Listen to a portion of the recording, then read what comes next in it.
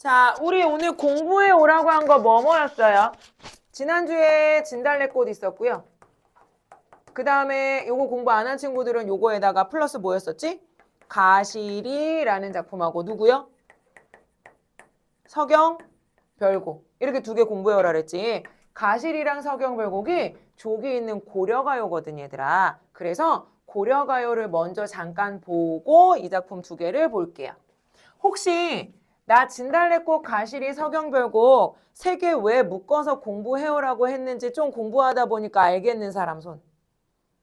이러는데 왜? 뭐? 말해줘. 뭐? 맞아요. 뭐가 동일한 작품? 주제가 동일한 작품. 근데 얘들아, 고려가요의 가시리랑 서경별곡은 고려시대 노래잖아. 맞지? 그러고 진달래꽃은 몇 년대 거냐면 1920년대 거란 말이야. 그러면 시기적으로 거의 몇 년이나 1000년 정도 차이가 나요. 1000년은 아니지만 그 가까이 차이가 납니다. 그런 시기적인 차이가 있음에도 불구하고 우리 문학에서는 이별에서 슬프다를 다루는 작품이 너무 많은 거야, 얘들아. 너무 많은 거야. 오늘은 그 연결을 좀 공부를 해보도록 할게요. 근데 요거는 얘들아 그냥 지식이야, 지식. 요거는 지식의 차원. 그러니까 요거는 뭐가 필요한 내용? 암기해야 돼. 요거는 기본 갈래의 특성이니까 요건 암기사항이에요. 암기해가지고 오셔야 됩니다. 자, 우선 1번 고려가요 배울 거라고 했으니까 우리 고려시대에 시가 양식 고려시대에 시와 같이 운율이 있는 글에는 뭐가 있었느냐? 예를 먼저 가볼게. 두 가지가 있었어요. 뭐가 있었냐면 고려가요라는 게 있었고요. 그 다음 경기체가라는 게 있었고요. 그 다음 한문으로 되어 있는 한시도 있었어요. 이런 것들을 고려시대 사람들이 썼습니다. 그럼 요 세 개가 나누어지는 건 뭐로 나눠지냐면 향유 계층으로 구분이 돼요. 향유 계층. 주로 고려가요는 누가 썼냐면 백성들.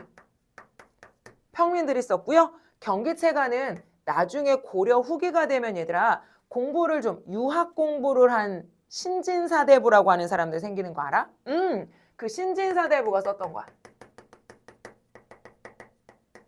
한시는 뭐 잘 알아야 쓸 수 있는 글이니까 한문을 잘 알아야 쓸 수 있는 글이니까 요건 당연히 공부를 많이 한 누가 썼겠어?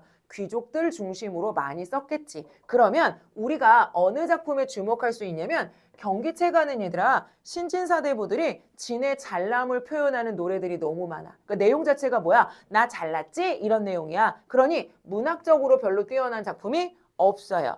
한시는 한문으로 되어 있는 시여서 우리말로 해석해서 배우기는 하지만 이게 엄청 문학적으로 중요한 내용은 아닙니다. 몇 개 있어요. 몇 개 중요한 거. 따라서 우리가 고등학교 교육과정에서 고려시대다라고 했을 때 중요한 시가의 갈래는 누구야? 고려가요야. 그래서 이걸 좀 자세히 오늘 배울 거예요. 그럼 2번 고려가요라는 게 뭐냐? 고려가요는 여기서 말했지만 무슨 시대? 고려시대. 누구의 노래? 백성의 노래. 백성의 노래. 평민의 노래. 이게 고려가요야. 고려가요는 다른 말로 뭐라고 부르냐면 얘들아 고려 소교라고도 해요. 소교. 속된 노래. 그래서 소교. 그 다음 고려의 려, 가요의 요 두 개에 빼서 줄였어. 그래서 뭐가 돼? 여요라고 부르기도 합니다.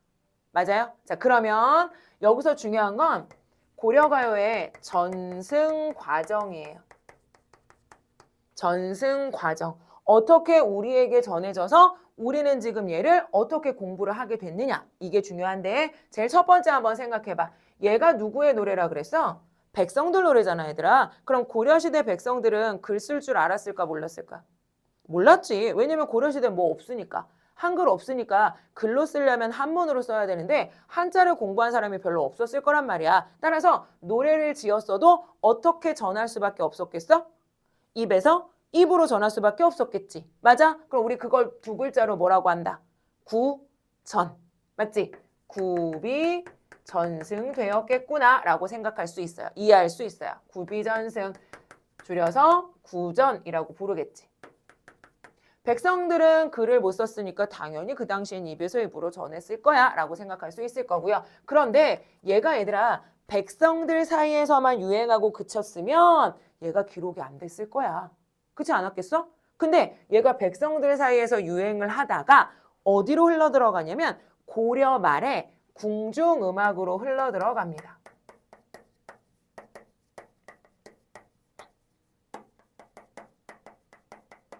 자, 궁중음악으로 정착되는 건 왜 그러냐면 얘들아, 고려 말에요. 고려시대 파티가 되게 많아요. 임금님이 약간 좀 향락적이고 노늘고 막 이런 거 되게 좋아하니까 맨날 궁궐에서 파티를 한단 말이야. 근데 맨날 왜 궁궐에서 이렇게 사신들이 오거나 할 때 대접하기 위해서 연주하는 사람, 무용 뭐 이렇게 춤추는 사람, 그다음에 기생류들 이런 사람들이 궁궐에 되게 많았거든. 근데 임금님 입장에서 맨날 걔네를 보니까 지루하고 지겨운 거야. 그래서 어떻게 하기 시작했냐면 지역에, 지방에 예쁘고 잘난 기생들이 되게 많았거든. 걔네들을 쭉 불러가지고 궁중에서 뭐 하기 시작해? 파티를 하기 시작해요. 근데 그 과정에서 지방에서 올라온 기생들이 얘들아 이렇게 보니까 그냥 평범한 노래를 해서는 임금님한테 눈에 띄질 않는 거야. 그러니까 임금님이 모를 것 같은 노래를 하는 거지. 그 모를 것 같은 노래가 뭔데? 고려시대 백성들 사이에서 유행하던 노래. 그래서 임금님 앞에서 뭘 부르기 시작했어? 고려가요들을 부르기 시작한 거야. 근데 얘들아 생으로 그 노래만 부르면 좀 어필이 안 돼. 왜냐면 임금님 앞에 있으니까 임금님에 대한 뭐 칭찬의 말, 임금님을 뭐 하는 거, 막 이렇게 떠받드는 말 이런 것 등을 첨가해서 노래를 부르기 시작해요. 그러면서 궁중 안에 평민들의 노래인 고려소교가 불리어지기 시작한 거야. 그럼 여기서 너네가 정리해야 할 건 뭐냐면 궁중음악으로 정착되는 과정에서 좀 전에 뭐 했다 그랬어? 원래 가사에는 없었던 무슨 내용? 임금님 칭찬하는 내용이 들어간다 그랬지. 그래서 뭐 하는 부분이 생기더라? 첨가되는 내용이 생기더라. 주로 어떤 내용?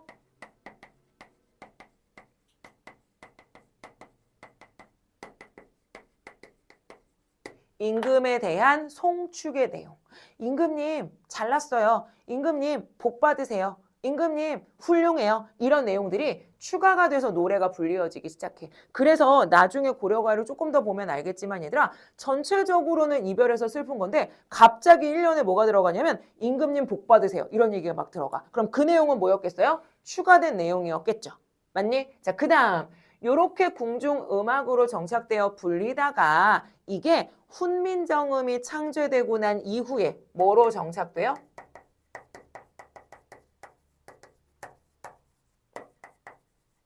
훈민정음으로 기록이 되게 됩니다. 그런데 이 훈민정음으로 기록할 때 얘들아 이걸 기록했던 사람들이 누구야? 누가 기록해? 평민들이 기록했겠어?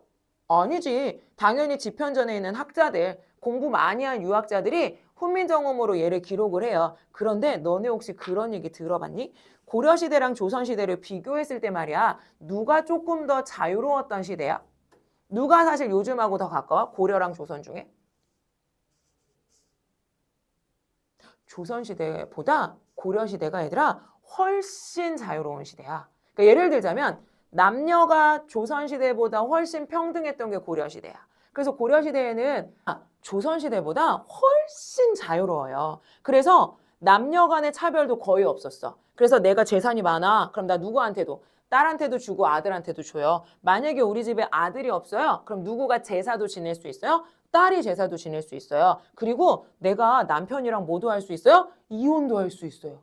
이혼하고 나서 나 뭐도 할 수 있어요? 재혼도 할 수 있었던 게 고려시대야 얘들아. 그러니까 조선시대에는 못하던 것들을 고려시대에는 다 할 수 있어서 사실 지금하고 좀 더 비슷한 건 고려시대였단 말이야. 그 다음에 얘가 누구 노래냐면 양반이 아니고 평민의 노래잖아 얘들아. 평민 문학의 특징이 뭐냐면 진솔한 거야.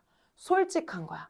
사실적이고 좀 돌려 말하지 않는 특징을 가지고 있어. 그래서 남녀 간의 사랑 이야기도 엄청 노골적으로 얘기하는 게 되게 많아. 그러니까 솔직히 말하면 되게 야한 글들이 많아요. 근데 조선시대 유학자들이 그걸 이렇게 본단 말이지. 기록을 해야 돼. 아니 이런 낯뜨거운 이야기를 어찌 기록하노? 이러면서 삭제하는 내용들이 엄청 많았어. 우리 그거 뭐라고 불러요?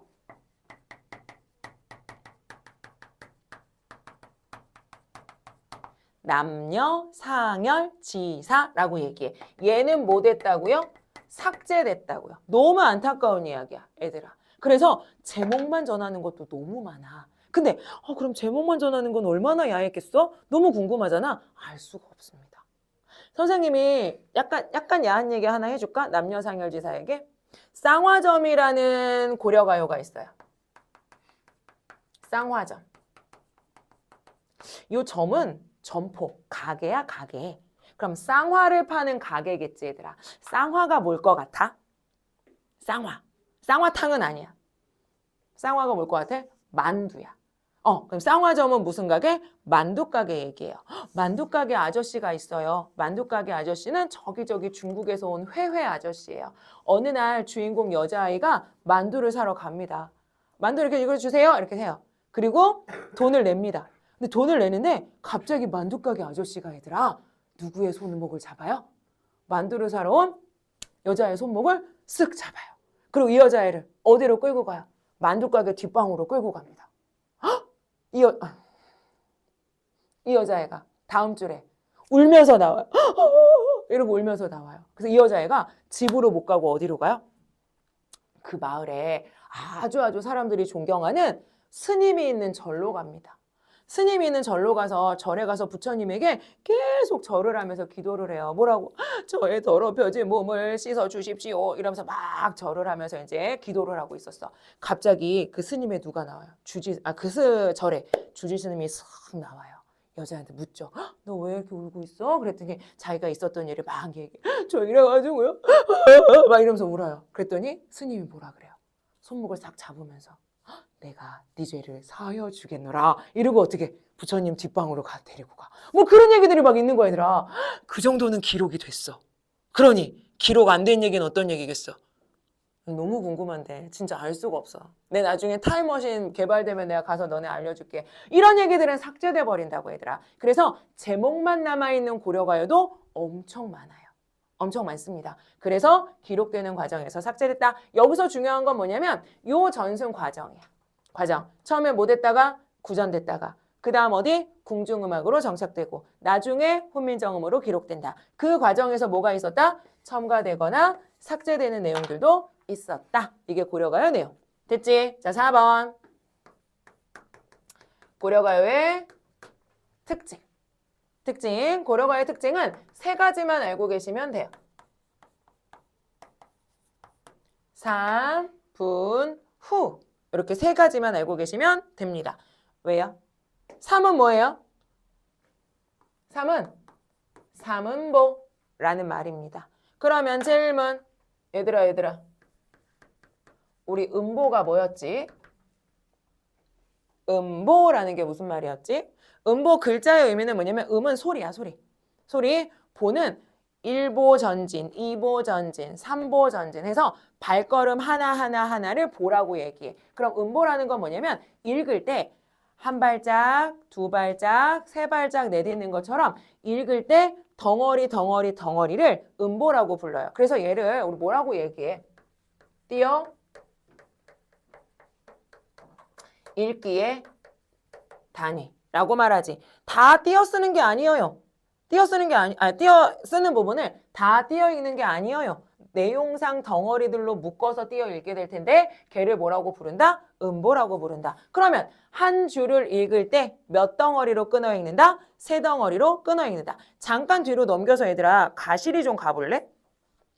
한 장 넘기면 가실이 있죠. 두 장 넘기면 있나요? 가실이 있죠, 얘들아. 그럼 가실이가 있을 때 그거 가실이 어떻게 읽어야 돼? 그거 그냥 보면 아직 표시하지 마.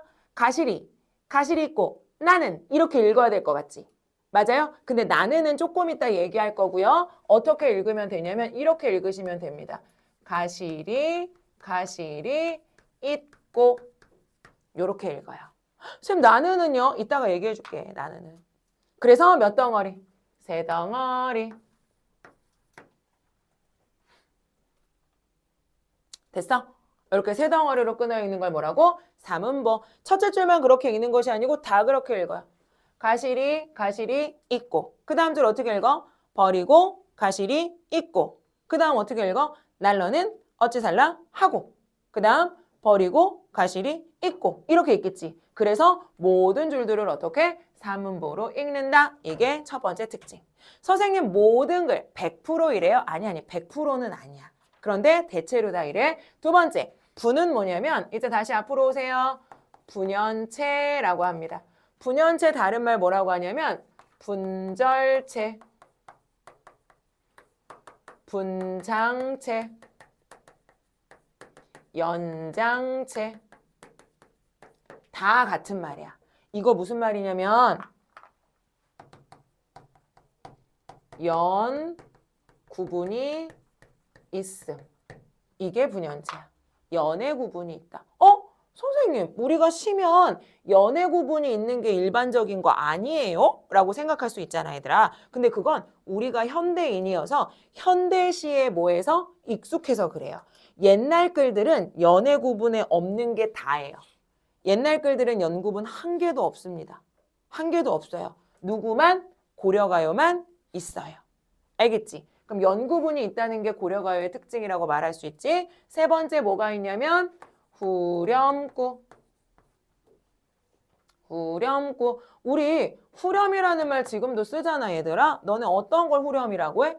노래를 부를 때 1절과 2절의 끝부분에 똑같은 애들이 반복되지. 1절 끝에, 2절 끝에 같은 가사에 같은 음이 반복될 때 걔를 후렴이라고 하잖아. 비슷한 말이에요. 각 연에 보통은 이래. 근데 이게 아닌 것도 있지만 각 연에 어디에 마지막에 같은 문장이 반복돼. 얘를 뭐라고? 후렴구라고 합니다.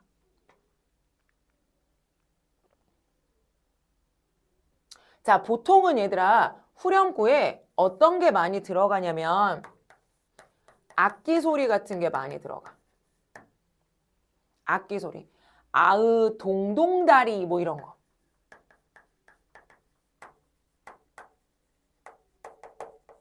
동동은 북을 치는 소리를 말해. 이거 동동이라는 고려가요의 후렴구거든. 악기 소리가 들어가거나 우리 고려가요 가시리의 후렴구는 뭐냐면 위증질가 대평성대라는 말이에요.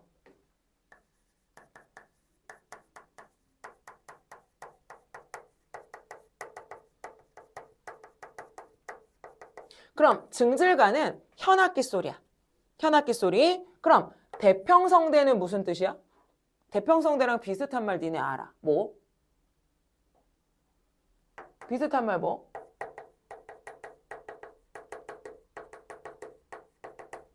태평성대가 뭐야? 임금님이 나라를 잘 다스려 주셔서 온 세상이 평안하다는 뜻이거든요. 그러면 이 대평성대라는 말은 이런 의미가 들어가 있는 거야. 그럼 생각해봐. 이거 왜 들어갔어? 이거 왜 들어갔어? 가시리의 내용은 이별에서 슬프단데 이 내용 왜 들어갔어? 저기 가봐. 뭐 하려고? 임금님? 칭찬하려고. 맞아? 임금에 대한 칭찬의 내용이 첨가됐다 그랬잖아요. 맞죠? 임금에 대해서 칭찬하는 말은 후대에 추가된 말이 대부분이에요. 근데 전체 맥락하고는 관련 있어 없어? 없는 거지.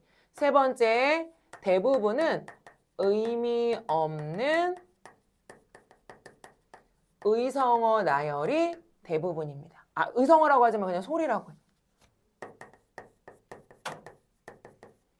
고려가요 중에 유명한 고려가요 청산멜곡이라는 고려가요가 있습니다. 거기는 후렴구가 어떻게 되냐면 이렇게 돼요.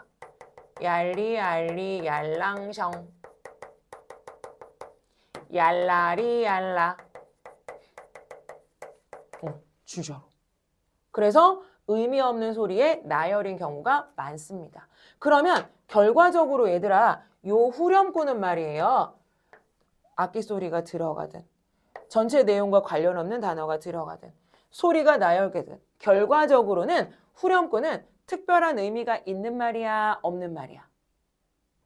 특별한 의미를 주는 거야, 안 주는 거야? 안 주는 거야. 그래서 얘는 의미가 없다는 게 중요해. 의미가 없는 말이라는 거. 알겠지? 자, 후렴구에 기능이 있습니다. 후렴구에 기능이 있어요. 첫 번째는 반복되니까 얘들아 당연히 뭐 형성? 각 연에 똑같은 문장이 계속 반복되니까 뭐 형성? 이거 당연하겠지. 근데 너네 생각해봐. 우리 맨날 시에서 뭐 배웠냐면 반복되면 운율 형성, 의미 강조. 이게 완전 세트처럼 붙어 있잖아. 근데 여기서는 후렴구가 뭐가 없으니? 의미가 없으니 여기서는 무엇을 부여하지는 않는다. 의미 강조라는 기능을 하지는 않는다. 맞지? 자, 두 번째는 뭐냐면 같은 고려가요라면, 같은 작품이라면 그 안에 후렴구가 당연히 똑같을 거 아니야, 얘들아. 그러니까 무엇을 부여한다? 통일감. 통일감 뭐야? 아, 얘 요거랑 요거랑 요거랑은 같은 작품이구나, 이런 거. 그래서 통일감을 부여한다. 세 번째는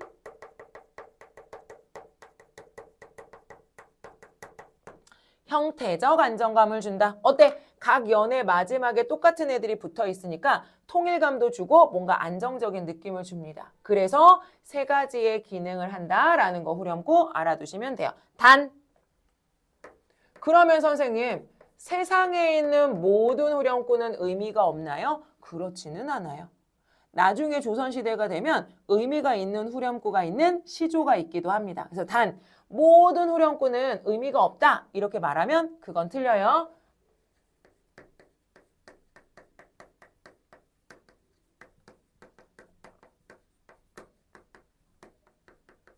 의미 있는 후렴구도 있다. 뭐 있을 거냐면 조선 후기에 우리 지지난 시간에 배웠던 조선 후기 시조를 쓴 작가가 한 명 있었어. 누구? 만흥이라는 시조를 썼던 사람이야. 이 사람네 집 되게 부자여가지고 이 사람은 유배 가서도 어렵지 않게 살았다 그랬어. 이 사람 누구지?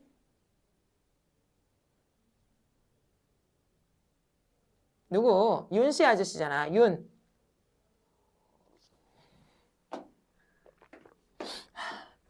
자, 윤 선도씨.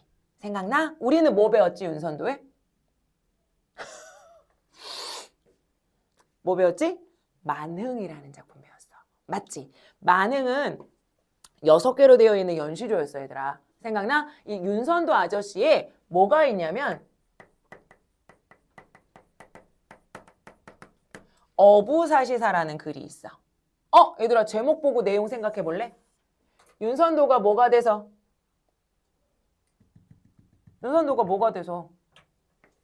어부가 돼서 뭐를 사시면 얘들아 뭐냐면 사계절이야. 윤선도가 어부가 돼서 몇 계절을? 사계절을 지낸 이야기야. 그러면 질문. 윤선도 왜 어부 됐게? 관직 다 버리고 어부를 직업으로 택한 거야? 아니지. 아, 얘는 양반이고 얘들아 잘 나가는 앤데 왜 어부하겠어? 그럼 지금 어부하는 건 왜 하는 거겠어? 잠깐 시골에 와서 즐기려고. 여기 보면 어부사시사라는 시조에 뭐가 있어요? 후렴구가 있어요. 근데 어떤 후렴구가 있냐면 이런 게 있습니다.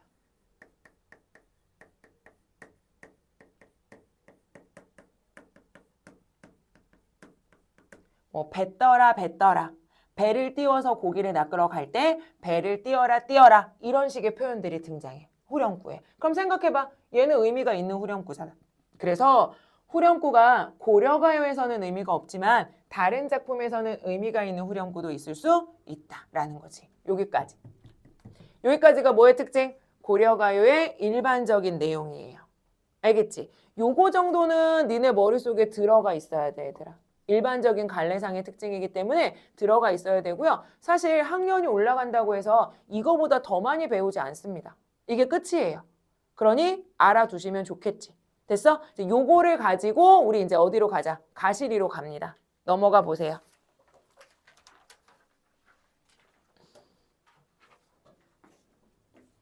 공부해 오셨죠? 맞아요? 공부해 오셨죠? 그럼 너네가 공부해왔다는 전제하에 기본적으로 해석을 하실 수 있다는 전제하에 말씀을 드립니다. 자, 얘는 전체가 크게 몇 년으로 되어 있어요? 4년으로 되어 있지. 그러면 1년은 조금 자세히 하고요. 뒤로 넘어가 볼게요. 1년. 우리 아까 얘를 몇 음보로 끊어 읽는다 그랬어? 고려가요는? 그렇지. 세 개로 끊어 읽는다 그랬어. 그럴 때 어떻게 끊어 읽는다고요? 가실이 있고 이렇게 끊어 읽는다 그랬지. 그럼 문제는 뭐냐면 뒤에 있는 누구요? 나는이라는 애예요. 여기다 동그라미. 얘들아 얘는 뭐라고? 얘는 뭐라고? 얘는 여음이라 그래. 여음. 여음 다른 말로 뭐요? 여흥구. 다른 말로 뭐요? 조흥구. 이렇게 얘기합니다. 여음, 여흥구, 조흥구라고 얘기해. 이거 뭐랑 똑같은 거냐면 얘들아 우리 노래하다가 일반적으로 가수들이 노래하다가 중간에 가사가 없는데 박자가 좀 이렇게 이제 좀 늘어지는 부분에서 흥을 살리기 위해서 뭐예요? 아, 예, 오, 예, say yes 뭐 이런 얘기 하잖아. 그거야 얘는. 그거야 얘는. 그러니 얘는 의미가 있는 애 없는 애? 없는 애. 그럼 선생님 우리 여기서 얘기했던 얘랑 똑같은 거 아니에요? 아니. 얘는 각 연의 마지막에 반복이 된다니까 문장으로. 근데 얘는 어때? 중간중간에 의미 없는 부분에 박자나 리듬감, 흥을 살리기 위해서 들어가는 그냥 억구야가 되는 거야. 따라서 나는이란 말은 의미 해석할 필요 있다 없다? 없다. 학교 시험에서는 얘 어떻게 나올 수 있어? 내신에서는. 이 나는 화자 자기 자신입니다. 이렇게 나올 수 있어. 맞는 말이야 틀린 말이야? 당연히 틀린 말이지. 얘는 의미 없는 좋은구 후렴구니까 나 I am 이라는 의미가 들어있지 않다는 거야. 그럼 앞으로 나는 이란 말은 더 이상 해석할 필요 있다 없다? 없다. 그래서 얘를 제외하고 나머지 삼음절이라고 삼음보라고 말하는 거지. 괜찮아? 됐지? 자, 그 다음 해석은 어떻게 돼요? 가시리 있고 해석 어떻게 돼요? 가시렵니까? 혹은 가십니까? 이렇게 물어보는 거지. 가십니까? 나를 버리고 가십니까? 라는 말이죠. 그럼 질문 1년에서 화자의 상황, 화자의 처지 어떤 겁니까? 아니. 우선 화자의 상황 자체. 원망이라는 건 정서나 태도를 말하는 거고 얘 지금 어떤 처지에 놓여 있어? 어떤 사건 겪고 있어? 이게 상황이야. 어떤 사건 겪고 있어? 아직 이별을 완전히 한 것은 아니지만 이별할 것 같은 상황이지. 맞아요? 우리 그걸 뭐라고 얘기하냐면 이별을 예감하고 있다. 혹은 이별을 뭐 하고 있다? 인식하고 있다. 이렇게 얘기하는 거야. 이별할 것 같은데? 이거지. 아, 왜 여자친구가 자꾸 연락도 안 받고 얘들아 저녁에 전화했더니 피곤하다고 금방 끊어버리고 내일 만나자 그랬더니 친구랑 약속 있어가 안 만나겠나 그러고 이러면 무슨 생각 들어? 헉? 마음이 떠났나? 이별할 것 같은데? 이런 생각 들잖아. 지금 이 여자 그런 생각이야. 그래서 너 이별하는 거야? 너 가는 거야? 나 떠나고 갈 거야? 이렇게 말하는 거지. 맞아요? 두 번째와 마찬가지입니다. 나를 버리고 진짜 너 갈 거니? 라고 말하는 거지. 그러면 이연에서도 얘들아 이연에서도 이별을 인식하고 있는 화자의 상황은 변함이 있어요? 없어요? 없어요. 맞아요? 없어요. 근데 중요한 건 3년입니다. 3년 해석 얘기해 보세요. 잡아두고 해석. 잡아두고 싶지만 서운하면 아니 올까? 자, 리을쉐라 이렇게 나오지. 아니 올쉐라 이렇게 나와요. 요거 리을쉐라가 나오면 요거 어떻게 해석하셔야 되냐면 기본 해석은 뭐뭐 할까? 두렵습니다 라는 말이에요. 뭐뭐 할까? 두렵습니다. 근데 얘들아 이 두렵다는 말을 쓰면 너네가 약간 오해할 수 있어. 우리 두렵다를 afraid 라는 의미로 받아들이시면 안 돼요. 여기서 두렵다는 말 무슨 뜻이냐면 얘들아 걱정돼요. 걱정돼요 이 소리야. 너 안 올까 봐 걱정돼 라는 말이야. 근데 여기서 제일 중요한 건 이거야. 그러면 3년에서 화자의 태도가 어떻게 되는데? 화자의 태도가 어떻게 되는데? 봐라. 1년하고 2년에서 우리 아까 동재가 뭐라 그랬냐면 야 이거를 이렇게 말해봐. 진짜 너 가는 겁니까? 니마 너 진짜 내 곁을 떠나는 겁니까? 이렇게 물어보면 진짜 네가 내 곁을 떠나는지에 대한 나 진짜 이별할 것 같은데 이런 마음인데 말투가 만약에 이렇다고 생각해봐. 야 진짜 가는 거냐? 너 진짜 내 곁을 떠나고 간다는 거냐고 이렇게 말했어. 그럼 이건 뭐야? 니까짓게 지금 나를 떠나겠다고? 이 새끼 이런 느낌이잖아. 그래서 그렇게 보면 얘를 뭐라고도 말할 수 있어? 그렇게 보면 얘를 뭐라고도 말할 수 있어. 원망한다라고도 말할 수 있지. 맞아? 말할 수 있는데 중요한 건 얘가 3년에 가면 어떻게 되냐 이 말이야. 3년에 가면 잡아두고 싶지만 나 님하고 헤어지기 싫지만 님이 돌아오지 않을까 봐 걱정돼 라는 말은 그러니까 나 너 뭐 해줄게 이런 말이야. 그러니까 나 너 뭐 해줄게 보내줄게 이별할게 이 말인 거지. 그래서 3년의 화자의 태도가 뭐가 중요해? 얘 지금 이별을 뭐 하고 있다? 받아들이고 있어. 수용의 태도야. 혹은 포기하는 거야. 얘를 잡을 수는 없구나 라고 뭐 하는 거야? 포기하는 거야. 그걸 뭐라고 불러? 체념적 태도라고 해. 이 말이 중요한 이유는 뭐냐면 얘들아 이런 여성이 있어. 남자가 이별한다고 했을 때 오빠 가지 마세요. 근데 오빠가 자꾸 가려고 그래. 그래서 알겠어요. 그럼 오빠 뜻대로 하세요. 이런 여자가 있고요. 또 하나는 누구냐면 간단 말이야.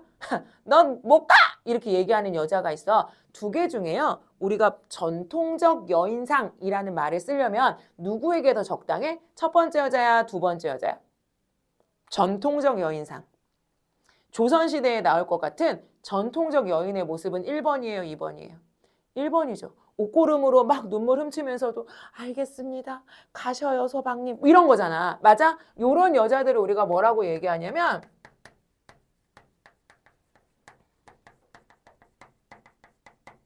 이렇게 얘기한다고. 전통적 여성상 혹은 전통 대신에 무슨 말 쓰기도 하냐면 봉건적 여인상이라는 말을 쓰기도 해요. 그래서 자기가 이별을 수용하고 체념하면서 참고 인내하는 거야. 인고의 자세, 인내의 자세 이런 거 갖고 있는 여자의 태도가 3년에서 굉장히 잘 보이더라. 요거 잘 비교해둬야 돼. 이따가 서경별곡하고 진달래꽃 할 거잖아. 걔네들이랑 잘 비교해둬야 돼.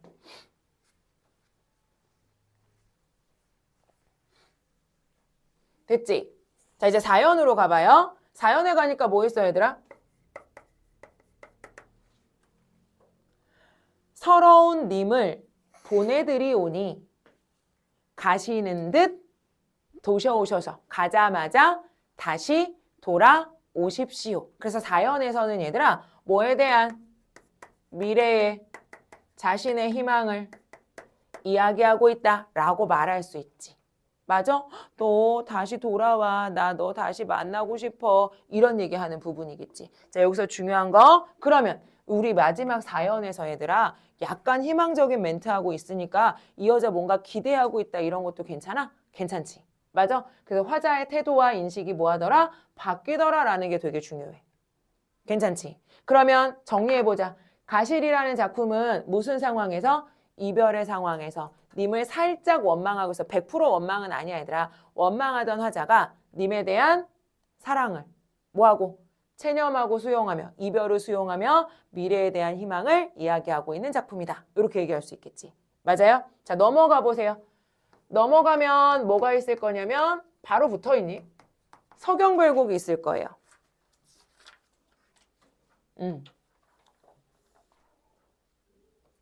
야 서경별곡이 얘들아 되게 길게 보이지만 사실은 서경별곡이 반복되는 부분이 되게 많지.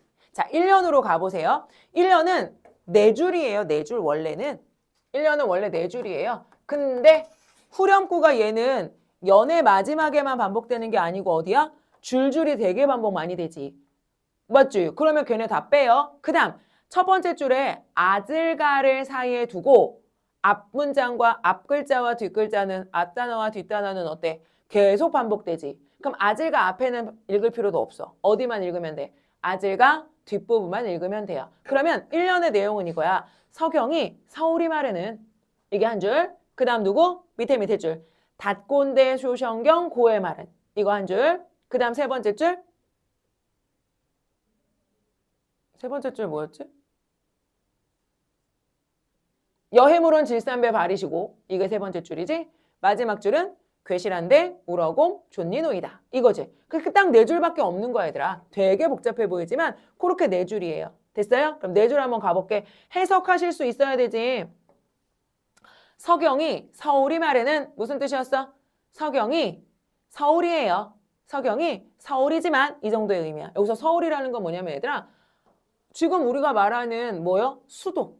수도라는 의미예요. 서울이라는 건 수도라는 말입니다. 서경은 수도예요. 이런 뜻이에요. 이거 무슨 말이냐면 약간 자기가 사는 곳에 대한 자부심 같은 거야. 저 서울 사는 여자예요. 약간 이런 느낌. 닷꼰대 소성경 고의 말은 이라는 말은 무슨 말이냐면 새로 닦은 닷꼰대 새로 닦은 고신 소성경 작은 서울을 나는 고의 말은 고의 말은 알고 있어야 돼. 고의 말은 어디서 온 말? 괴다에서 온 말. 우리 괴다 고전 필수어였잖아. 괴다 무슨 뜻이었어? 아, 필수어 우리 외워야 된다고 이렇게 프린트 한 장에서 줬던 단어에 괴다 있었어요. 무슨 말이었어? 외워야 돼. 사랑하다. 괴다, 사랑하다. 미워하다는 뭐였지? 미워하다, 싫어하다. 미다라는 말이었어. 그럼 고의 말은 이라는 말은 괴다에서 온 거야. 괴다에서 온 거야. 그래서 고의 말은 뭐냐면 사랑하지만 이라는 의미야. 사랑하지만. 닦은 곳인, 새로 닦은 곳인 나 삶의 터전인 소성경을 나는 사랑하지만. 자, 세 번째 줄에도 필수어휘 있습니다. 여해물온이라는 말이지. 여해물온. 여해물온 어디서 온 말? 여해다 라는 말에서 왔지. 여해다 무슨 뜻이었어요? 이별하다. 여해다 혹은 여의다 이별하다라는 말이었어. 여해물온 이별하기보다는 질삼배 발이시고 질삼배는 길쌈배거든요. 길쌈배. 이게 무슨 말이냐면 얘들아 혹시 너네 길쌈이라는 말 들어봤어? 이 역사책에서 들어보지 않았니? 은수야? 길쌈이 뭔데요? 옷감 짜는 게 길쌈이에요, 여러분. 옷감 짜는 거. 옷감 짜기가 길쌈이야. 그럼 내가 옷감을 짜던 배를 버리고라도 이 말이지. 그럼 생각해봐 우선 1번. 옛날에는 옷감을 누구만 짜게? 남자는 안 짜요, 여러분. 배틀에서 옷감 짜는 일을 누구만 해요? 여자만 합니다. 그러니까 길쌈배가 나왔다는 건 이 글의 화자가 무슨 화자구나? 여성 화자구나 1번이야. 여성 화자구나 1번. 그 다음 2번은 뭐냐면 길쌈하던 배를 다 버리고라도 다시 말하면 자기의 삶의 터전을 다 버리고라도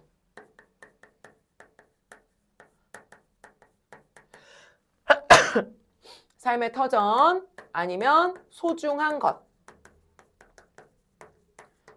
것을 다 버리고라도 라는 뜻이야. 마지막은 괴실한데 우러곰 존니노이다. 사랑하는 괴실한데는 어디서 온 말? 괴다. 사랑하는 님을 우러곰이라는 말 있지? 요건 안 써도 되는데 이때 곰이라는 말은 뭐냐면 얘들아 강조해주는 말이야.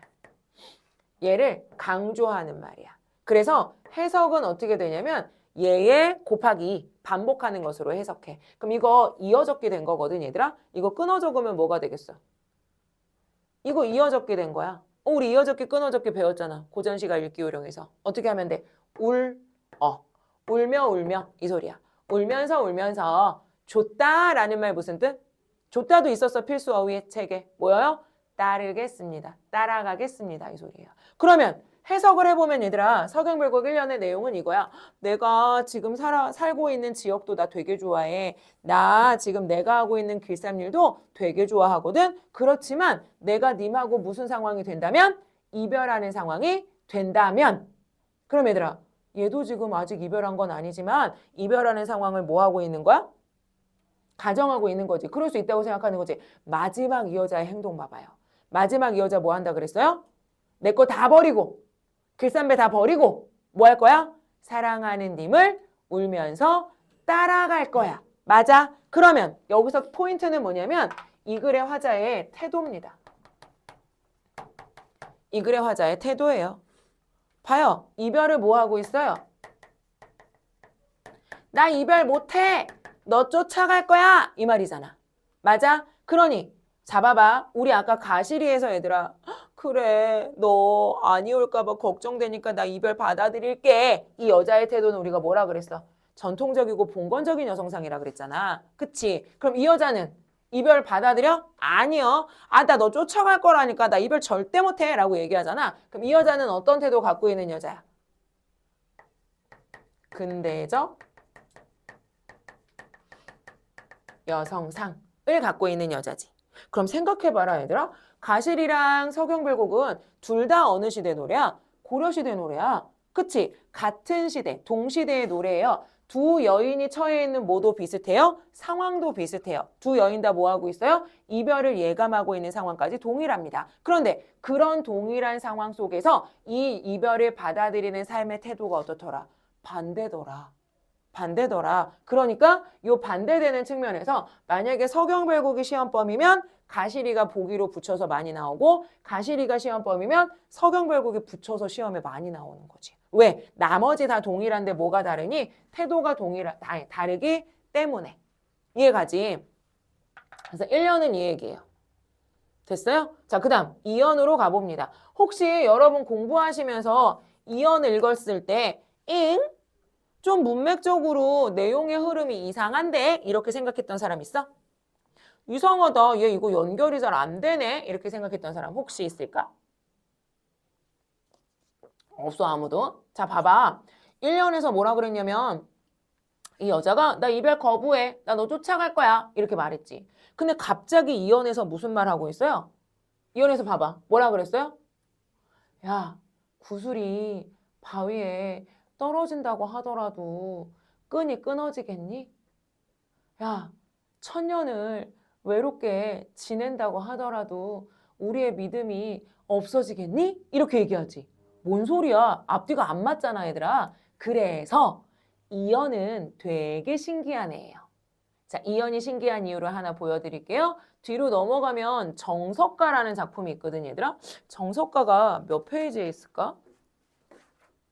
정석가 한번 정석가 80쪽. 정석가 80쪽. 6번째 연 가보세요. 6년 가보세요. 어디서 많이 본 것 같지 않아요? 어디서 많이 본 것 같지 않아요, 얘들아? 이거 어디서 많이 본 거야? 아까 우리 지금 배우고 있는 서경별곡의 2연의 내용하고 정석가의 6년의 내용은 어때? 똑같지? 헐? 누가 누구 걸 베낀 거야? 알 수가 없지. 얘들아, 고려가요는 평민의 구전이 된 노래니까 누가 쓴 건지 알아요, 몰라요? 몰라요. 그치? 그럼 누가 먼저였는지도 모르고 누가 베낀 건지도 알 수는 없어요. 그래서 다시 서경별곡으로 넘어와 봅니다.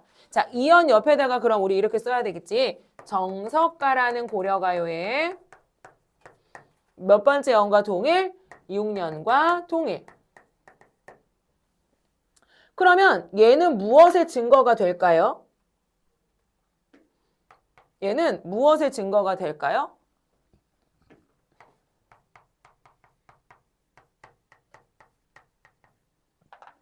구전의 증거가 되겠죠. 왜냐면 작가가 있어서 썼다면 얘들아 이렇게 완벽히 똑같은 연이 들어가 있지는 않을 거야. 근데 구전되는 과정에서 뭐라고 생각하냐면 아마 이 문장이 당시에 되게 유행하던 유행어 아니었을까? 유행하던 구절 아니었을까? 그래서 누가 언제 집어넣었는지 모르겠지만 집어넣어졌다라고 생각을 하는 거지. 됐어요? 자, 두 번째 내용으로 이제 가보자. 아까 우리 내용 얘기했잖아 얘들아. 뭐와 뭐 얘기했어? 봐봐. 구슬이.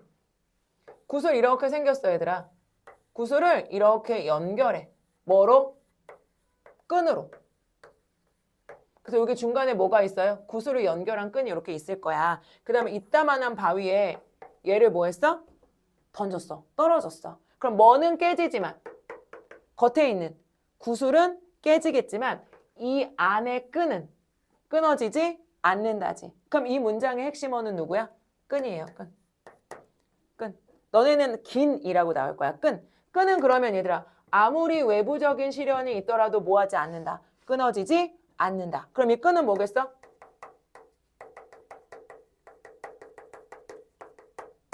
영원한 사랑. 그럼 그 밑에 나의 마음, 미읒, 믿음, 나의 마음을 드러내는 단어가 하나 있어요. 누구요? 신이요. 신이 딴 그치리까의 신. 신은 무슨 말이고? 믿음이라는 말이고요. 즉, 나의 사랑과 믿음은 뭐하다? 영원하다라는 말을 하는 게 이언이지. 그러면 이언을 이렇게도 해석할 수 있다, 얘들아. 요거 맞는 말일까 한번 생각해 볼래? 이거 어때? 화자의 전환이 보이는 연이에요. 이렇게 말할 수도 있을까 생각해봐.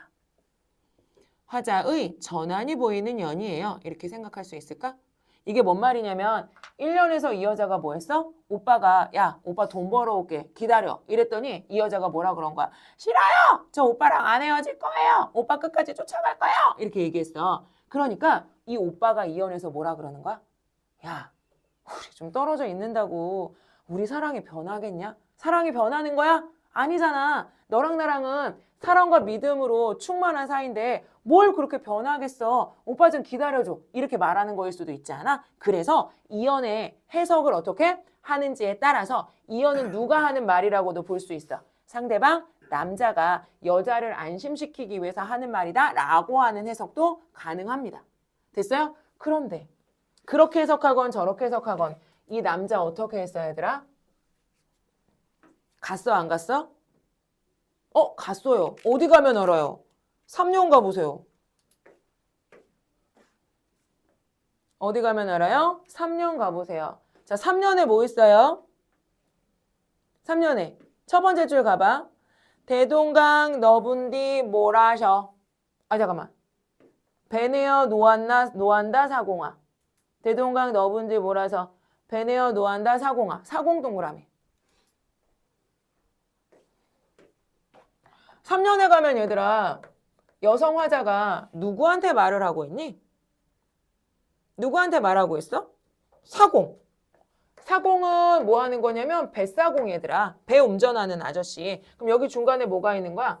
대동강이 있는 거야. 큰 강이 하나 있어요. 그리고 여기 배가 있었던 거지. 이 배를 움직이는 사공 아저씨가 내 님을 이 배에다 싣고 반대편으로 건네준 거야. 그럼 화자는 여기 있고요. 님은 대동강 건너서 건너편으로 갔어요. 그럼 나와 님은 뭐 한 거예요? 이별한 거예요. 그쵸? 이별한 거예요. 그럼 이때 이 대동강이라는 단어 세모. 대동강이라는 단어 세모. 그럼 대동강의 역할은 뭘까요? 만약에 내가 얘들아 배가 없고 사공이 없다면 나 님 만나러 갈 수 있다 없다? 없어. 없어. 뭐 때문에? 대동강 때문에. 따라서 대동강은 나와 님 사이를 가로막는 뭐일 수 있고요. 방해하는 애일 수 있고요. 장애가 되는 애일 수 있고요. 아니면 무슨 의미? 단절의 의미도 갖고 있겠죠. 보통 고전 시가에서 얘들아 물이 나오거나 강이 나왔을 때 대상과 나 사이를 가로막는 장벽의 의미로 사용되는 경우가 많습니다. 그 다음에 사공한테 말을 거는데 이 여자 약간 이제 미쳤나 봐. 미친 여자야 얘들아. 사공한테 뭐 하고 있어? 사공의 아내에 대해서 얘기하고 있지. 사공의 아내 뭐라고 험담해? 네 가시, 네 각시, 너의 아내. 너의 아내가 뭐 하는지 모르고 럼난디 몰라셔. 럼난디라는 말이 뭐냐면 음탕하다. 음탕하다. 너 네 아내가 음탕한 줄도 모르고 음란한 줄도 모르고 이거 쉽게 말하면 뭐냐면 야, 너 네 부인 바람 피우는 줄도 모르고 이 새끼야. 너 니네 집에서 무슨 일 벌어지는지도 모르고 이놈아. 너 일하러 나와가지고 내 님을 열배 지나가는 배에 얹어놓았니? 다시 말하면 내님 배 태워줘왔니? 내님 배 태워줬니 이놈아? 이 말인 거야. 야, 집에서 네 부인은 바람 피고 있는데 너 그것도 모르고 정신 못 차리고 밖에 나와서 내 님 물 건네줬냐 이 나쁜 놈아? 이 소리지. 괜찮아? 그럼 얘들아 진짜로 사공의 부인이 바람났어요? 아니에요. 사공 부인이 바람난 게 아니고 내가 뭐 하는 거야? 얘네들 미쳐가지고요. 사공을 뭐 하는 거야? 모함하고 험담하는 거야. 여기서 중요한 건 마지막 줄. 얘가 이렇게 대동강을 건너간 님이 님 때문에 힘들어하고 괴로워하는 이유가 뭐 때문이게?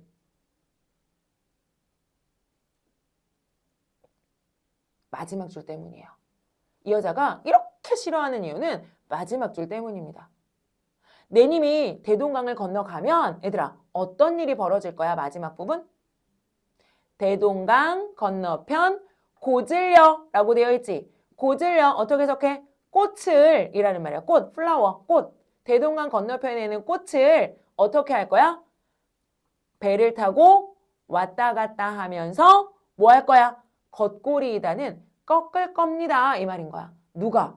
내님이 어디에 가서? 대동강 건너편에 가서 뭐 할 거라고? 꽃을 꺾을 거라고. 헉, 얘들아, 화자의 입장에서 왜 이게 이렇게 열받아?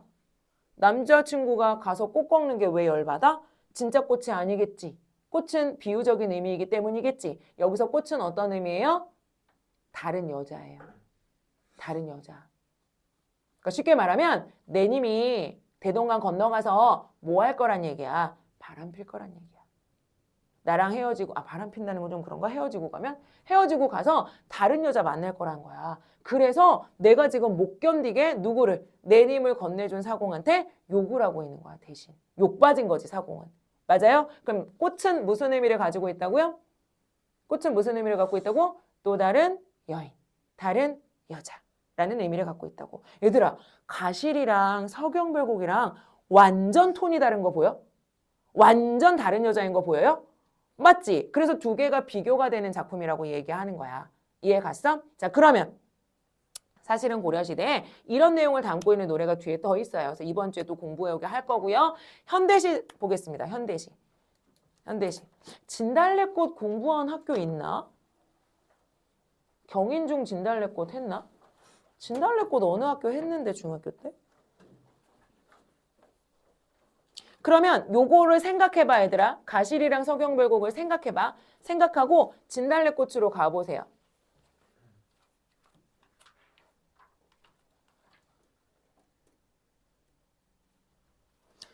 자, 그러면 여기를 보시면 봐봐라. 진달래꽃은 누가 썼어요? 네, 김소월 별표. 김소월이 아마 수능에는 안 나올 겁니다. 이미 기출이 됐고 너무 유명한 사람이기 때문에 수능에는 안 나올 건데 1학년, 2학년 교과과정 안에서는 나름 중요한 사람이에요. 김소월은요. 김소월 옆에다가 이렇게 씁시다. 전통시인이라고 씁시다. 김소월 옆에다가 전통시인이라고 씁시다. 얘들아, 전통이라는 말이 들어가려면 김소월 때부터 시작한 거야? 옛날에 하던 걸 김소월이 이렇게 이어온 거야? 이어왔어야 전통이라는 표현을 쓸 수 있겠지. 그러면 김소월은 어떤 시인이지만 현대 시인이지만 옛날에 우리나라 고전 시가의 내용들을 많이 어떻게 받아들여서 현대문학으로 이어온 사람이라는 거야. 어떤 측면에서 그러냐면 1번 얘들아 우리 가시리가 몇 음보라고? 3음보. 고려가요는 다 몇 음보라고? 3음보. 그런데 현대문학에서는 꼭 3음보로 정해진 글이 있어 없어? 그렇진 않지. 그러면 첫 번째요. 고려가요가 3음보고요. 그 이후에 어떤 노래가 또 3음보인데. 어떤 노래 3음보게? 얘들아 아리랑이라는 노래 알지? 아리랑의 후렴구 어떻게 돼요? 아리랑 하고 한번 쉬지. 아리랑 하고 또 한번 쉬지. 아라리요 하고 한번 쉬지. 몇 덩어리야? 세 덩어리. 맞아요? 그러면 얘가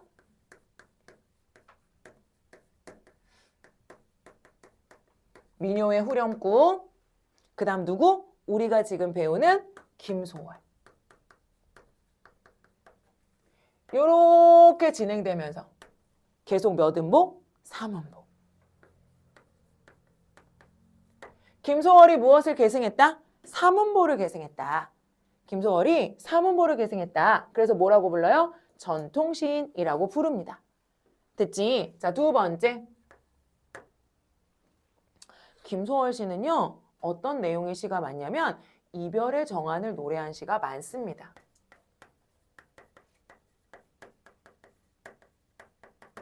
이별의 정한을 노래한 시가 많아요.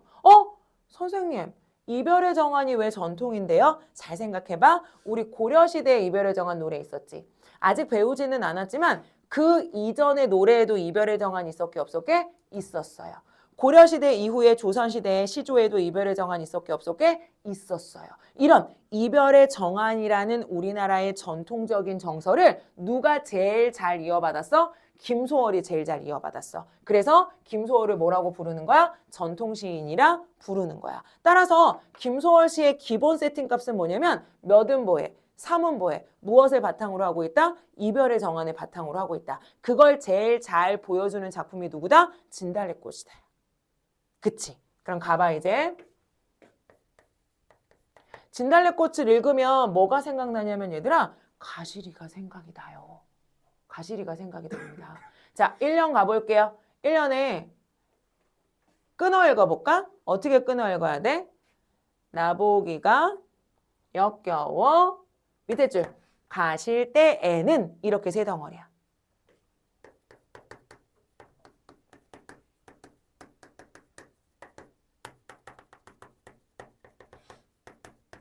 여기까지. 나보기가 역겨워 가실 때에는 이렇게가 세 덩어리야. 그 다음 말없이 고이 보내 들이우리다. 맞지? 그래서 세 덩어리로 끊어 읽히니 몇 음복은? 3음복은 고려가요와 공통점. 맞아요? 그러면 이제 질문. 얘들아 1년에서 화자는 뭐 하고 있어요? 1년에 첫 번째 부분 나보기가 역겨워 가실 때에는 화자의 상황 말해줄래? 그렇지. 이별. 얘 말없이 고이 보내 드리겠대. 가시리에 몇 년하고 똑같아? 3년. 맞아? 가시리에 3년. 그러니 얘 이별의 상황에 어떤 태도 이야기하고 있어요? 순종적 태도, 수용적 태도, 인고의 자세 이런 거 얘기하고 있지. 오, 가실이랑 완전 똑같네. 근데 얘는 한 발 더 나간다 얘들아. 가실이보다. 가실이보다 한 발 더 나가요. 이언가 보세요.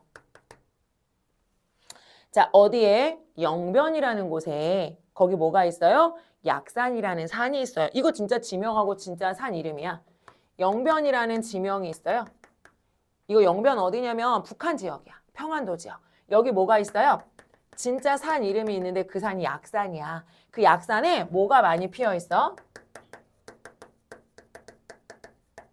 진달래꽃이 엄청 많이 피어 있어 얘들아. 그 이연의 마지막 줄 봐. 가시길에 아름 따다 뿌리 오리다 라고 되어 있지. 야 누가 가실 때? 누가 가는 길에? 님이 가는 길에 아름 따다는 한아름 얘들아. 이만큼 내가 손을 이렇게 닿아서 이렇게 닿을 수 있을 만큼의 양을 가져다가 뭐 해줄 거래? 뿌려줄 거래. 그럼 이연에서 화자가 하는 행동은 뭐야? 화자가 하는 행동은 뭐야 얘들아? 꽃을 이 진달래꽃을 뭐 하는 거야? 뿌려주는 거지. 꽃을 뿌림이에요. 질문. 너네들 꽃 뿌려본 적 있어? 꽃가루 이런 거 뿌려본 적 있어? 보통 언제 많이 뿌리냐면 결혼식장에서. 결혼식장에서 뭐 할 때? 신랑 신부 마지막 행진할 때. 결혼식 다 끝나고 얘들아 이렇게 버진로드 행진할 때 보면 마지막에 우리 어때? 종이 같은 거 이렇게 찢어가지고 꽃가루 만들어서 막 뿌려주잖아. 그거 그 사람들한테 왜 뿌려줄까? 꽃가루 왜 뿌려줘요? 치워라 이러고 뿌리진 않잖아. 그 왜 뿌려줘? 예를 들면 상 받고 나면 위에서 꽃가루 내려오지. 그렇지. 축하나 축복의 의미잖아. 맞아? 그럼 잘 봐봐 얘들아. 이 여자는 무슨 상황에? 이별의 상황에 그 이별을 뭐 하면서? 수용하면서 한 발 더 나가요. 상대를 뭐 해줘요? 축복해줘요. 앞길을 밝혀줘요. 너무한 거 아니야? 어떤 여자야? 완전 전통적인 여자지. 어때? 님이요. 님이 간다고 하면 그 길을 내가 밝혀드리겠사옵니다. 뭐 이 얘기야. 됐지? 그 다음 3년. 가시는 걸음걸음 놓인 그 꽃을 얘들아 바닥에 지금 내가 뿌려놓은 누구? 진달래꽃이 놓여 있어요. 맞아요? 그 꽃은 진달래꽃일 겁니다. 진달래꽃을 님한테 어떻게 하라 그랬어? 님한테 어떻게 하라 그랬어? 시에 나오는 말로 해줘 그냥. 님한테 어떻게 하라 그랬어? 사뿐히 들여밟고 가시옵소서라고 얘기하고 있지. 얘들아, 사뿐히 들여밟으래. 사뿐히 들여밟고. 사뿐히는 가볍게 밟는 거예요. 들여밟고는 어떻게 밟는 거예요? 꽉 눌러서 비벼 밟는 게 들여밟는 거예요. 그럼 어쨌든 얘들아, 요건 조금 이따 할 건데 어쨌든 놓인 그 꽃을 뭐 하면서 가란 얘기야? 밟으면서 가란 얘기지. 맞아? 밟으면서 가란 얘기지. 그 다음 마지막. 나보기가 역겨워 가실 때에는 마지막 줄이 완전 중요. 죽어도 아니 눈물.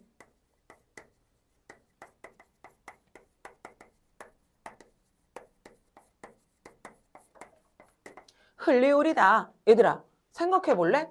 이 사람 눈물 흘려야 되는 되게 슬픈 상황이지 않아요? 이별하는 상황이니까요. 근데 지금 이 여자 이별하는 상황에 슬픈 것을 뭐 하겠다는 소리일까? 참겠다는 소리잖아. 그치? 참겠다는 소리지. 그럼 이것도 마찬가지 뭐 하고 있는 거야? 참고 있는 거야. 인내하고 있는 모습인 거지. 그럼 얘들아, 요 장면을 머릿속으로 이미지를 그려봐. 이미지화해봐. 지금 한 남자와 여자가 어떤 상황? 이별하려고 하는 거야. 남자가 헤어져 이랬단 말이야. 그때 여자 어때요? 어때요? 다소곳이 앉아서 오빠가 그러시다면 이별하는 게 인지상정이라고 말하는 거지. 그리고 오빠가 가는 길을 뭐 해줘? 뒤에서 축복해. 불을 밝히면서 그 안에 뭔가 희생을 해도 괜찮다고 생각해. 남자가 이제 떠났어요. 이 여자가 되게 슬프단 말이야. 근데 눈물을 펑펑 흘리면서 이렇게 엉엉 우는 게 아니고 어떻게? 눈물이 나지만 그걸 어금니를 꽉 깨물고 뭐 하고 있는 거야? 하고 참는 거야. 왜? 오빠가 혹시 내가 너무 슬픈 걸 보고 뭐 할까 봐. 가슴이 아플까 봐 내가 오빠 가슴 안 아프게 해주려고 어떻게 하는 거야? 이별하는 상황에서마저 오빠를 배려하며 뭐 하는 거야? 참고 있는 여인의 모습이 이 여자애들아. 그럼 이 여자는 완벽하게 상대를 뭐 하는 사람이야? 배려하는 사람이지. 맞아? 가실이랑 비슷한 애야? 서경별곡하고 비슷한 애야? 가실이랑 비슷해? 서경별곡이랑 비슷해? 야, 서경별곡은 이 여자 미친 여자잖아. 뭐라 그래? 하! 너 내 곁을 떠난다고? 이 새끼 그럼 내 거 다 버리고 너 쫓아갈 거야! 이러잖아. 얘가 떠나갔더니 얘한테 욕을 못하니까 누구한테 대신 욕해? 사공한테. 미친년이야. 사공한테 뭐라 그래? 야! 네 아내가 지금 집에서 바람 피우고 있다니까 이 미친놈아! 이라고 얘기하는 미친 여자잖아 얘들아. 그래서 걔를 무슨 여인상이라고 했어? 근대적 여인상이라고 말했잖아. 가실이 여자는 어때? 그래, 너가 혹시 나중에 안 오면 어쩌겠어. 맞아, 맞아. 지금은 그래, 가. 이 여자잖아, 얘들아. 진달래꽃은 가실이랑 비슷해. 서경별곡이랑 비슷해. 가실이랑 비슷하지. 그래서 세 작품이 연결될 수밖에 없는 이유는 가시리와는 진달래꽃이 어떤 의미에서 비슷한 의미에서 시험에 나올 수가 있고요. 서경별곡과 진달래꽃은 반대 의미에서 시험에 나올 수가 있는 거야. 알겠지? 자, 이제 얘의 표현상 특징까지 마지막 정리합니다. 표현상 특징. 자, 1번. 상징성이 뛰어나다.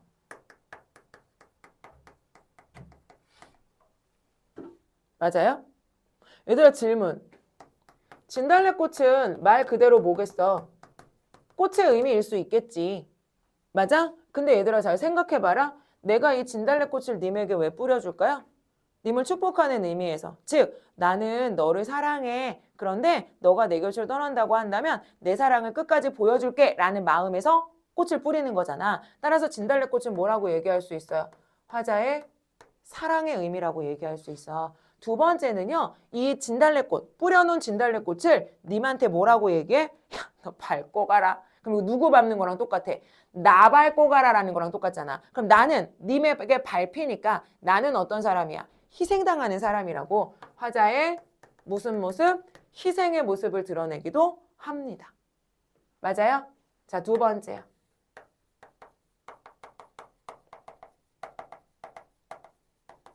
어디 있을까요? 찾아보세요.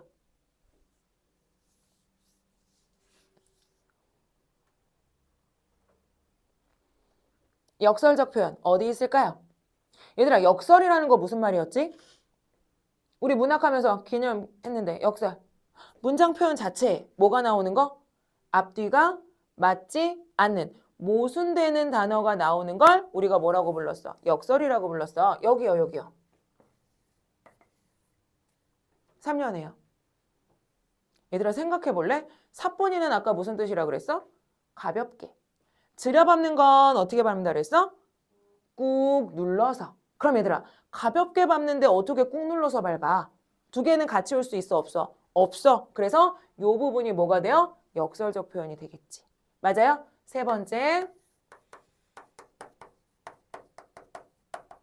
반어 있습니다. 반어. 어디가 반어일까요? 마지막, 옳지. 자, 마지막에 뭐가 나오냐면 얘들아, 사실은 상황을 보면 이 여자는 어때야 되는 상황이야? 눈물을 펑펑 흘려야 되는 상황이지. 사실 속으로는 슬퍼, 안 슬퍼? 속으로는 슬프다고. 하지만 겉으로는 그 슬픔을 드러내, 안 드러내? 안 드러내요. 그리고 뭐라고 말했어요? 눈물 흘리지 않을 거예요 라고 말하고 있으니까 요 마지막 줄, 요 부분이 뭐야? 반어적 표현. 네 번째, 도치. 도치 어디 있을까요?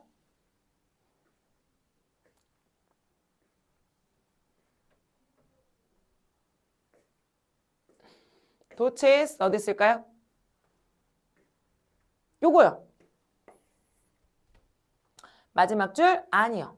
얘들아, 아니라는 말이 어디 들어가는 게 원래 자연스러워? 죽어도 눈물을 흘리지 않을 거야 라는 서술어에 들어가는 게 훨씬 자연스럽지. 근데 그 아니가 어디로 왔어? 앞으로 땡겨왔단 말이야. 그래서 누구를 강조하는 거야?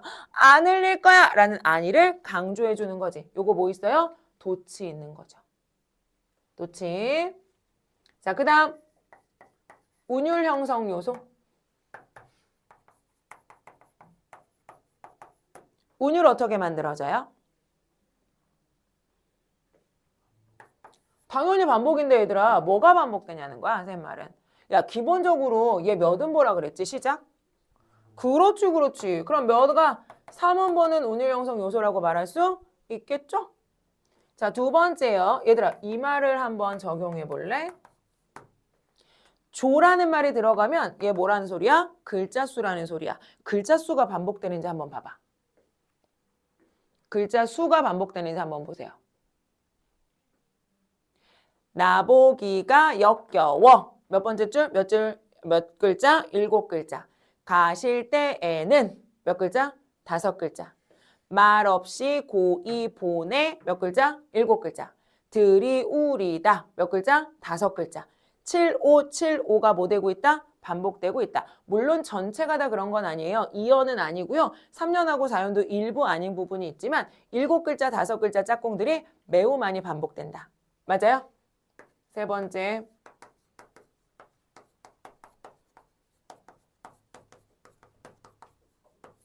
이거 맞나 봐봐.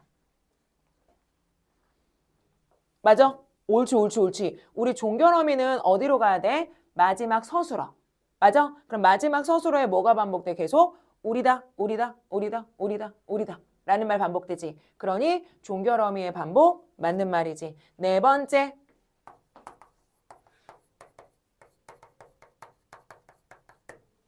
우리 이거 지난 시간에 했었잖아. 수미상관. 맞지? 맞냐면, 왜냐면 첫 번째 줄, 첫 번째 연에 뭐 있어? 나보기가 역겨워 가실 때에는. 보여요? 마지막 사연에 뭐 있어요? 나보기가 역겨워 가실 때에는 이라는 부분 있지. 두 가지가 뭐 되니까? 반복되니까 수미상관 운율된다. 맞아요? 틀려요? 맞아요. 다섯 번째.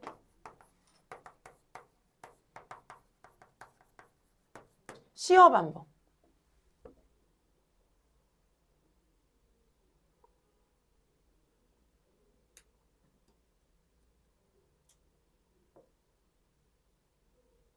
우리 수미상관 되는 부분이 시어가 반복된다라고도 말할 수가 있고 꽃꽃이라는 말이 나오니까 이것도 반복된다고 말할 수 있지. 그래서 시어가 반복됩니다라는 것도 운율을 형성하는 요소였어요. 우리 지난 시간에 운율 관련해서 공부했었잖아, 얘들아. 문법 개념으로. 요게 작품에 잘 이렇게 적용이 되면 좋습니다. 자, 마지막. 이제 결과적으로 선생님이 아까 시작할 때 이야기했으면 가시리, 석영별곡, 진달래꽃 이렇게 세 작품, 세 개를 같이 한 이유는 세 개 다 상황이 어떻더라? 옳지. 상황이 동일하더라. 뭐로? 이별이라는 상황으로 동일하더라. 그때 화자가 보이는 무엇? 삶의 태도가 같기도 하고 다르기도 하기 때문에 이 태도상의 공통점과 차이점으로 시험에 나올 수 있어서 세 개를 묶어서 공부했다. 무슨 의미인지 알겠지? 괜찮아? 그래서 공부를 해오셔야 됩니다. 해오셔야 돼요. 해석을 기본적으로 하실 수 있어요. 선생님 해석 많이 안 해드리니까 쭉쭉쭉 넘어가실 수 있습니다.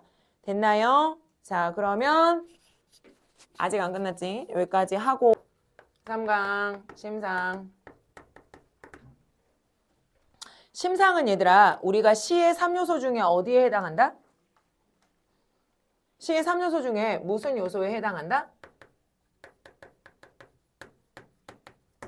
회화적 요소에 해당합니다. 회화적 요소. 얘들아 이때 회화라는 말 무슨 뜻이었어요?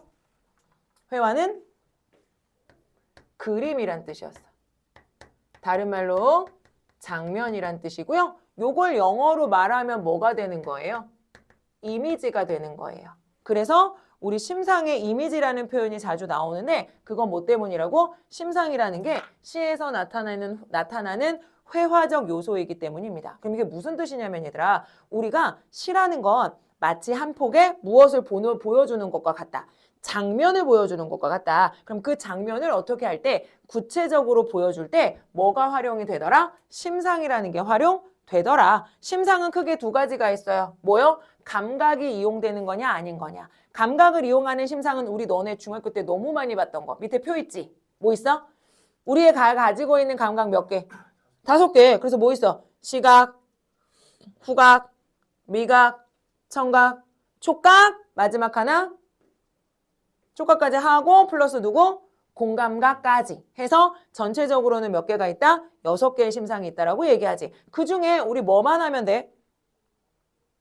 그중에 우리 뭐만 하면 돼? 공감각만 하면 되지 않을까? 그지? 그래서 공감각적 심상은 별표해 두세요. 아, 왜냐면 공감각적 심상이 중학교 때부터 배우는 개념이어서 니네가 되게 그냥 허투루 보는데 사실 고3 모고에서까지도 공감각적 심상은 묻습니다. 물어서요. 꼭 알고 있어야 되는 개념이에요. 공감각적 심상은 뭐가 공감각적 심상이다? 선생님 심상 2개요. 이제 이렇게 말하면 안 된다 그랬어요. 공감각적 심상은 뭐냐면 이게 있어야 돼요.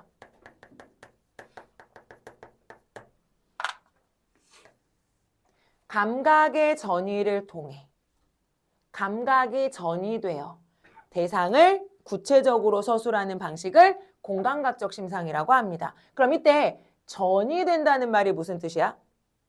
하나에서 다른 하나로 뭐한다? 옮겨간다. 그렇지. 이동된다. 옮겨간다. 이동된다. 이 말을 전이라고 부르는 거지. 그럼 이게 명확하게 안 와닿잖아 얘들아. 그래서 선생님 여기 예시를 하나 들어줄게.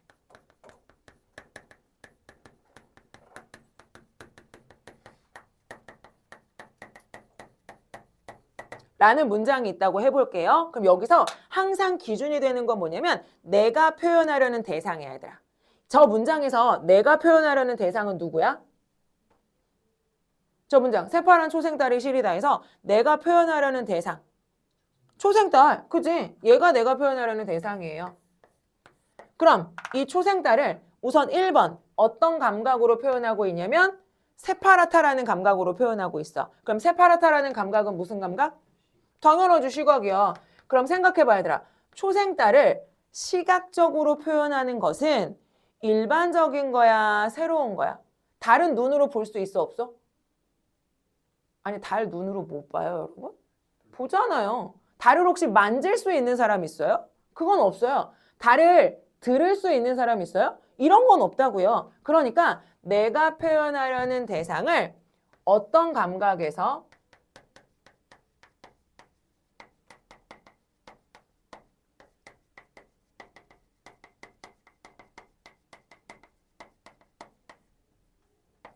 이거에서 일반적인 거, 당연한 거 이런 감각에서 새파란 초생딸이 어떻다라고 표현했어 뒷부분? 시리다 라고 말했지. 시리다는 어떤 감각? 아이고 손 시려. 아이고 발 시려. 이거 뭐야? 피부로 느껴지는 감각. 그래서 뭐야? 촉각이 되는 거겠지. 그럼 생각해봐. 얘들아, 달을 촉각적으로 표현한 건 익숙한 거야, 익숙하지 않은 거야? 표현 원래는 안 되는 거지. 달은 만져볼 수가 없는 거니까 얘들아. 그래서 어떤 감각?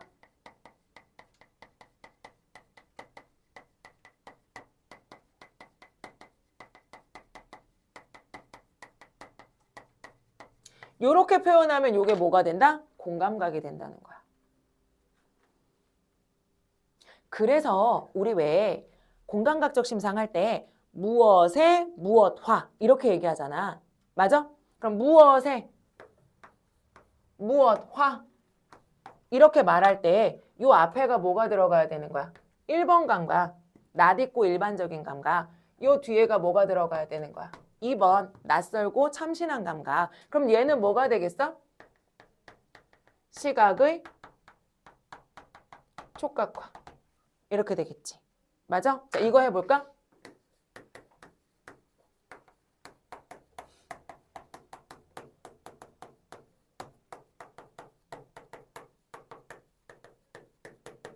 이거 공감각이니? 금으로 타는 태양의 즐거운 울림. 이거 공감각일까? 여기 이 문장에서 내가 표현하라는 대상은 누구야? 태양. 근데 이 태양을 어떤 태양이라고 말했어? 금으로 탄다. 금으로 탄다는 게 금색 빛깔로 타고 있다. 환하게 타고 있다. 밝게 비치고 있다. 이 소리거든요. 그럼 이거 무슨 감각으로 표현했어요? 시각으로 표현한 거죠. 얘들아, 태양을 시각으로 표현하는 건 익숙한 걸까? 낯선 걸까? 익숙한 거지. 근데 얘가 어떻대요? 뭘 가지고 있대요? 울림을 가지고 있대요. 울림은 소리라는 말이야. 소리니까 무엇으로 표현했어? 그치? 그러면 태양에 소리가 있어요. 낯선 거예요? 낯익은 거예요? 낯선 거죠. 얘를 뭐로 바꾼 거예요? 얘로 바꾼 거죠. 그래서 뭐라고? 시각의 청각화. 맞아요? 얘는 어때요? 똑같아요.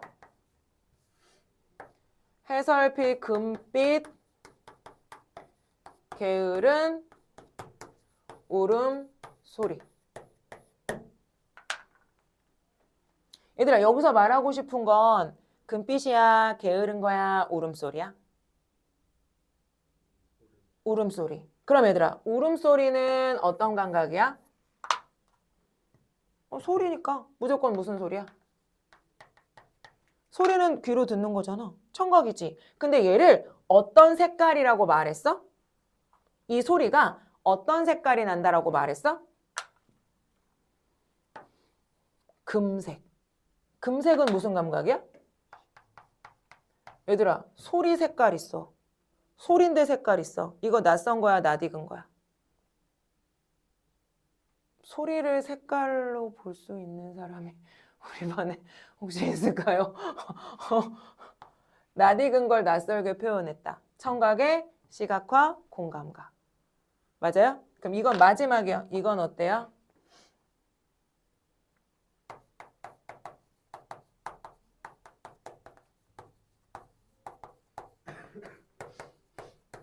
똑같은 건데? 나 여기서 말하고 싶은 건 누구야? 풀벌레 소리, 소리지. 그러니까 얘 뭐야? 얘가 어떻다고 표현했어? 자욱하다.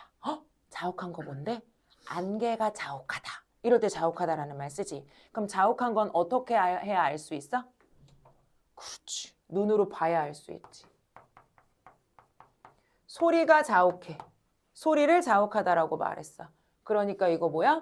청각의 시각화 공감각이라고 말할 수 있겠어? 이렇게 얘들아 공감각이라고 하는 건 감각이 이동해. 하나의 감각에서 다른 감각으로 이동해. 그래서 새로운 감각으로 낯설게 표현해 주는 걸 뭐라고 부른다? 공감각적 심상이라고 부른다. 그럼 여기서요.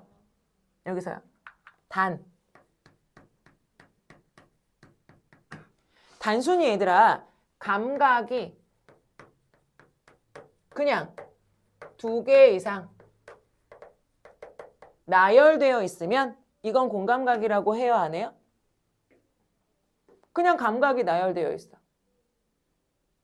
반짝반짝 빛나는 태양과 졸졸졸 흐르는 물소리. 이렇게 말했어. 그럼 반짝반짝 빛나는 태양은 무슨 심상? 시각. 졸졸졸 흐르는 물소리는 무슨 심상? 청각. 그럼 그렇게 시각과 청각이 나열만 되어 있어. 그럼 그건 공감각이라고 해, 안 해? 안 하는 거지. 그지? 그래서 선생님이 여기다가 동그라미 한 거야.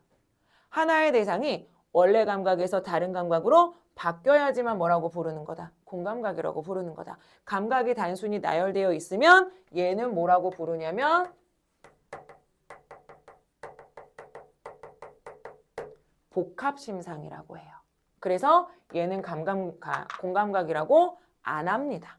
알겠지? 자, 그 다음 밑으로 내려가 보세요. 밑으로 내려가면 표가 하나 더 있는데 얘들아, 이런 우리의 감각과 관련되는 이미지 말고요. 다른 이미지들도 있더라. 첫 번째 보면 역동적 이미지 있지. 역동적 이미지는 사실은 동적 이미지도 있고요. 그 다음 무슨 이미지도 있어요? 정적 이미지도 있습니다. 동적 이미지 할 때 동자는 무슨 동자? 움직일 동자. 정적 이미지 할 때 정자는 무슨 정자?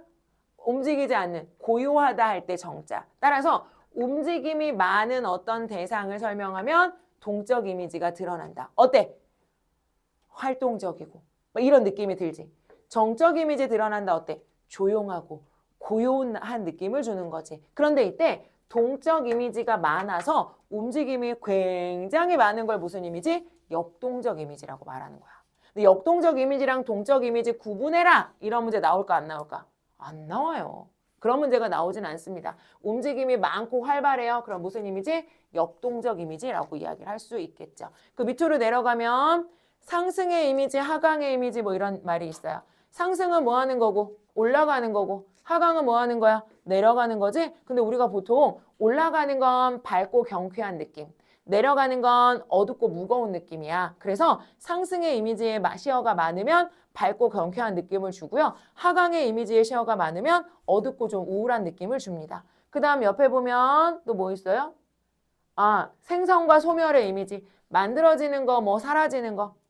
이런 것들도 시의 느낌을 부여한다. 생성의 이미지가 많이 나오면 당연히 어떤 느낌 들겠어요, 얘들아? 이것도 마찬가지 생명력, 탄생, 밝음 이런 이미지를 줄 거고요. 소멸의 이미지가 많이 나와. 예를 들면 대표적인 소멸의 이미지를 가지고 있는 계절이 언제야? 가을이야, 얘들아. 가을에 낙엽이 떨어져요.